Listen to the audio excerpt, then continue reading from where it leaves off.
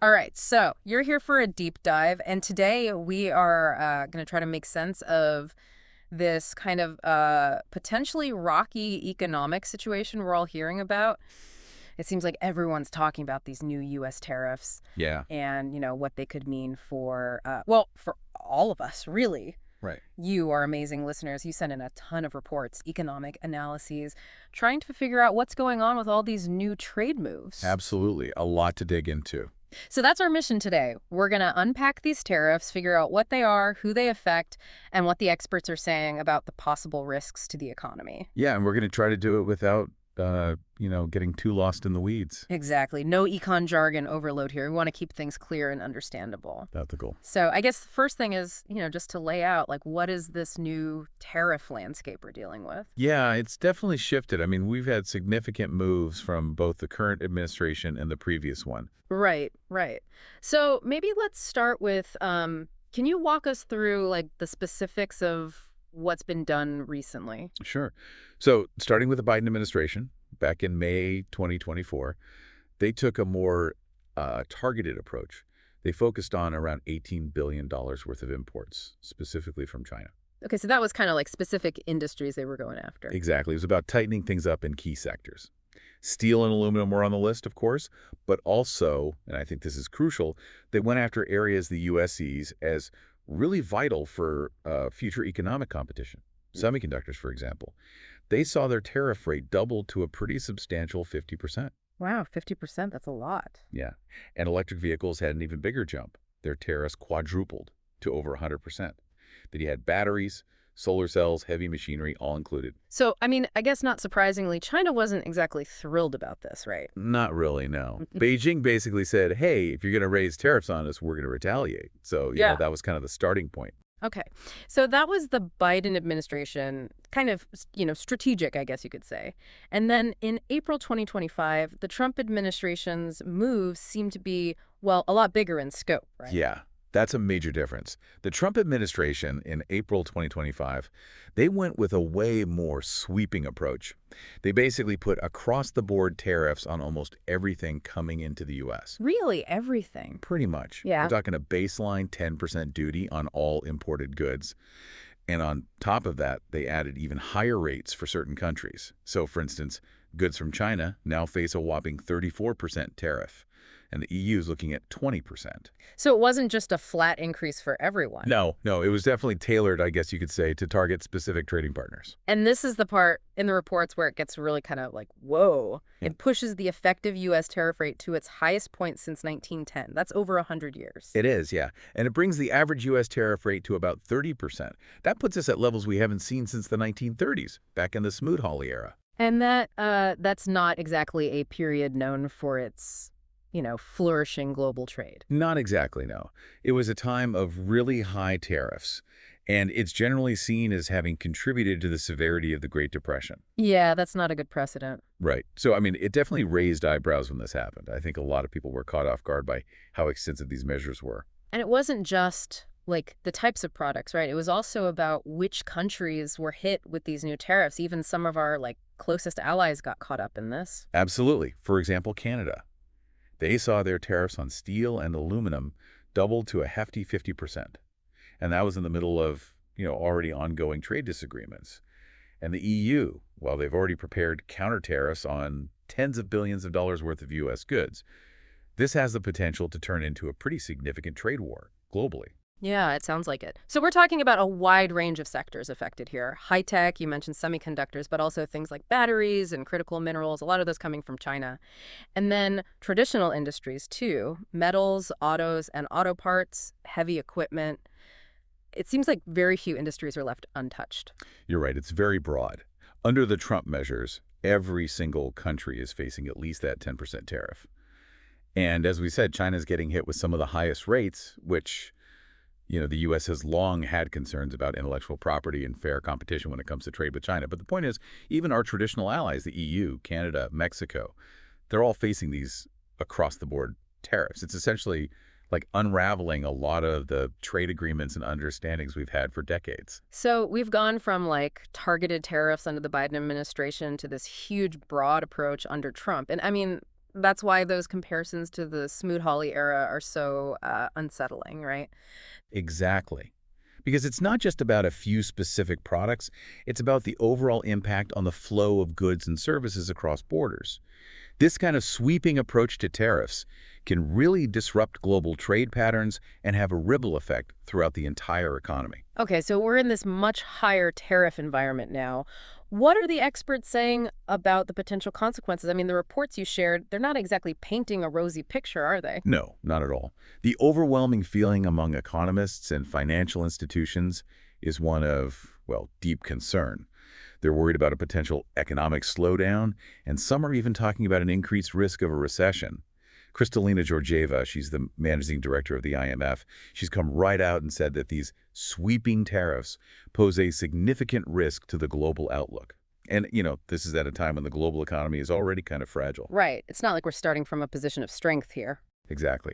So the IMF, they're not officially predicting a recession yet, but they've hinted that they're probably going to lower their global growth forecasts to account for this new reality. And it's not just the IMF, right? It seems like Wall Street is getting pretty nervous, too. Oh, yeah, absolutely. Bruce Kasman, he's the chief economist at JPMorgan. He's raised his prediction for a global recession in 2025 from 40% to 60%. Wow, that's a big jump. It is. And he's pointing directly at these tariffs as a major reason.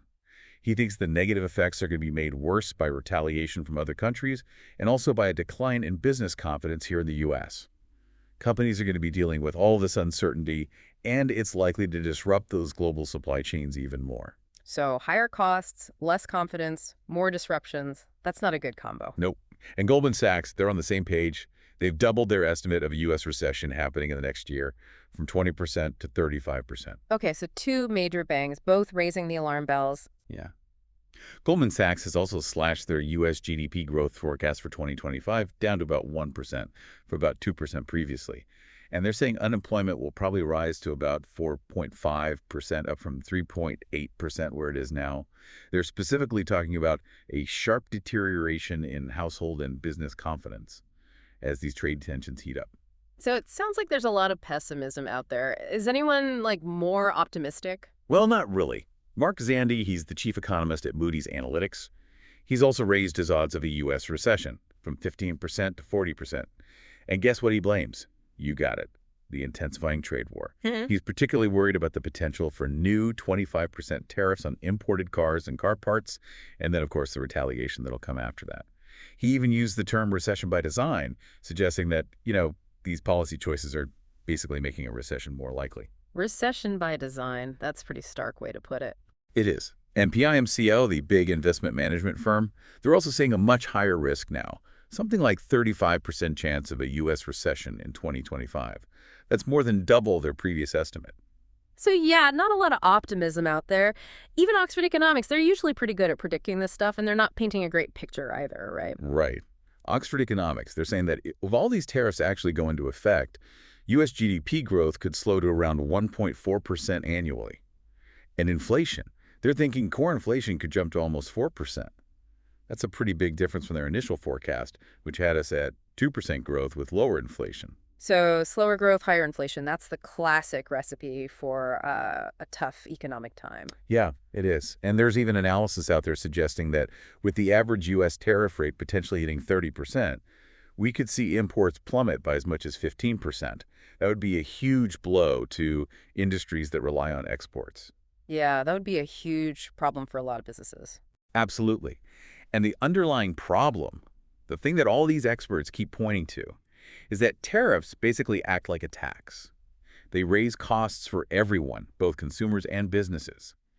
That squeezes profit margins and weakens demand across the whole economy. So it's not just about, making imported goods more expensive. It has these knock-on effects throughout the whole system. Exactly. It's like a chain reaction. Yeah. Higher tariffs lead to higher prices, which then hurt businesses and consumers, and that can ultimately slow down the entire economy. Okay, so that's the expert analysis. But what about, the real world? How are the financial markets reacting to all of this? Well, the markets have definitely noticed. They've responded pretty negatively to these tariff announcements, which really tells you that investors are worried about a recession. It's like they're battening down the hatches and getting ready for a storm. So what have we seen specifically? Well, right after the news broke, we saw a big stock market sell-off.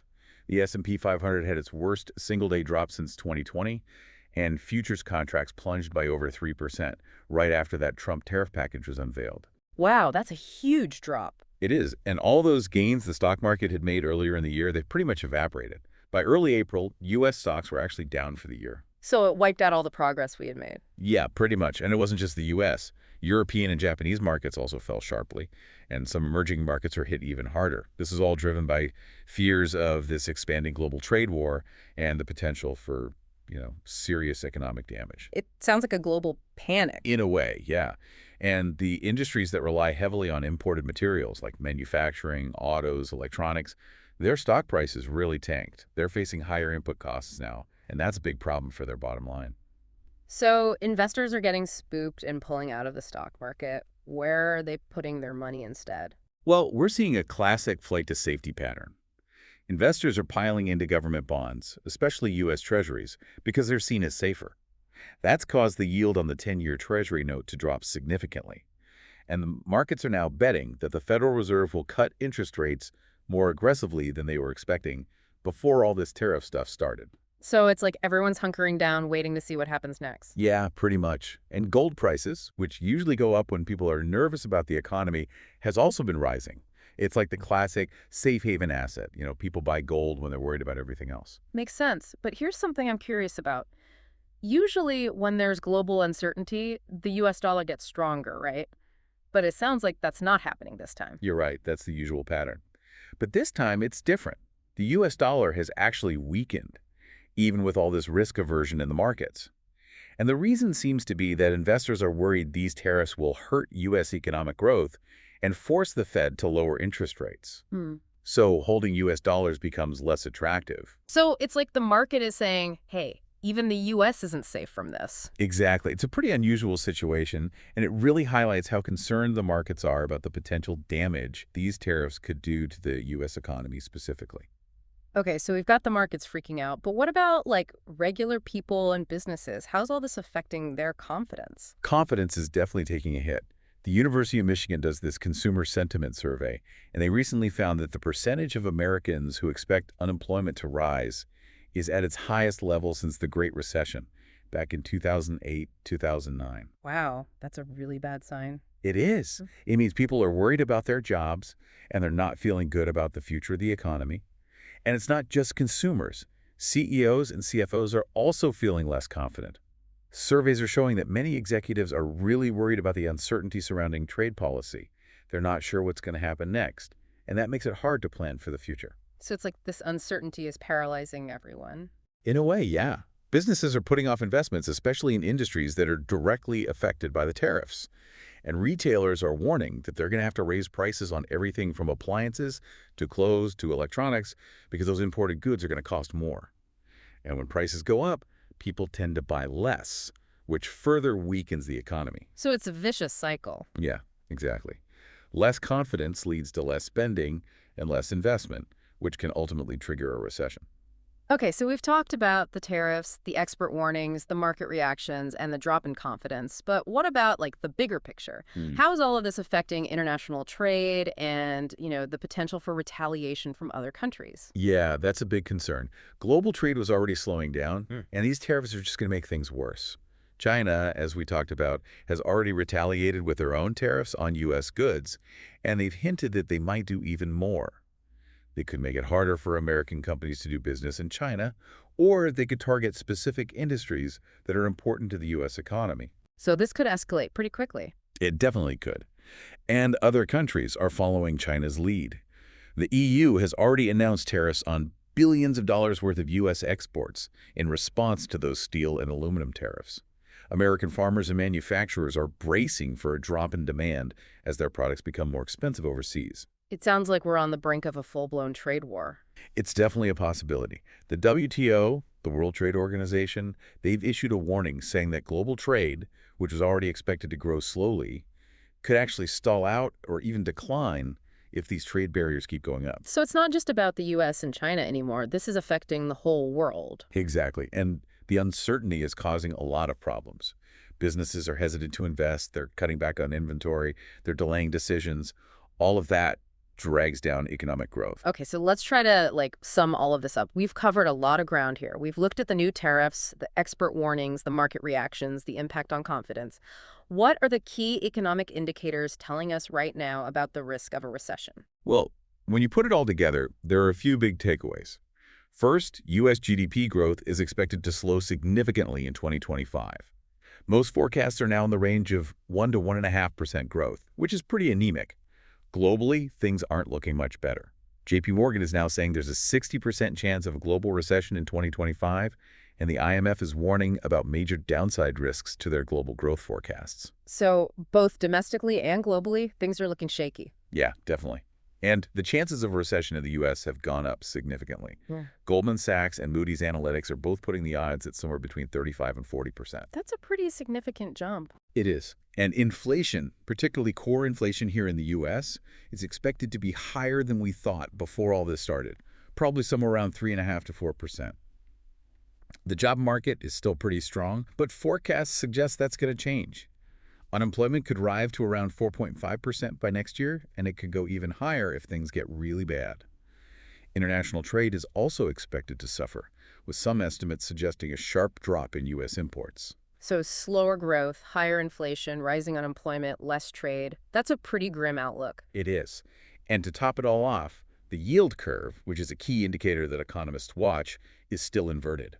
Historically, that's been a pretty reliable signal that a recession is coming. So it's not just that the forecasts are bad, it's that the underlying economic signals are flashing red, too. Exactly. All signs point to a rough road ahead. All right, so I think we've laid out the situation pretty clearly. These new tariffs have definitely increased the risk of a recession, both here in the U.S. and globally. The question is, what can we do about it? Well, that's the million-dollar question. I think the first step is to understand the risks. We've talked a lot about those today. The second step is to have a plan.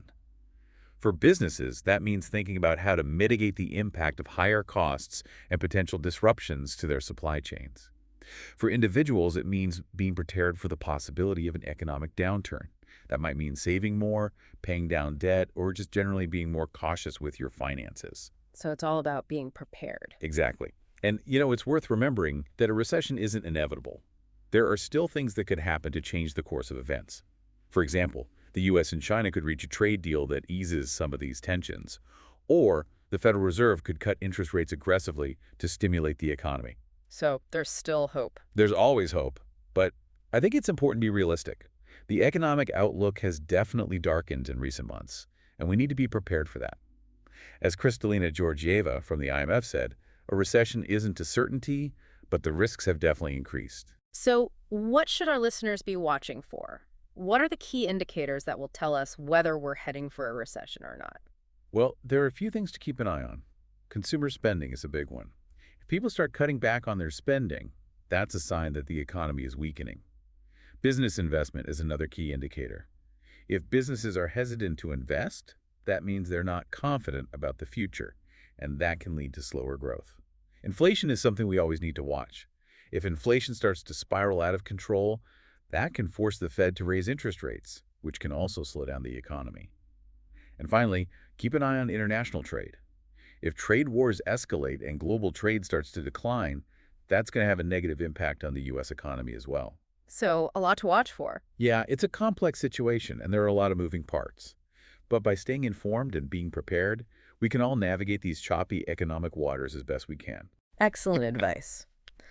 Well, folks, that's it for our deep dive today. Thanks for joining us. We hope this has been informative and maybe even a little bit empowering. Knowledge is power, as they say.